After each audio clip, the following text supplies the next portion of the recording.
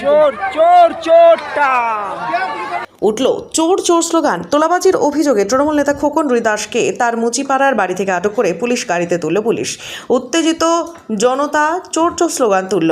দুর্গাপুজো বিজেপির 28 নম্বর ওয়ার্ডের কো কনভেনার বিশ্বজিৎ দাস এবং এসসি মোর্চার নেতা বাপ্পা দাসের দাবি এলাকার মানুষ স্বস্তি পেল এই তৃণমূল নেতাকে পুলিশ থানায় নিয়ে যাওয়াতে।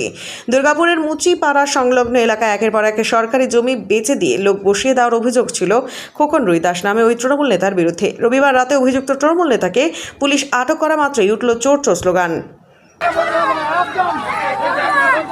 চোরটা চোর চোর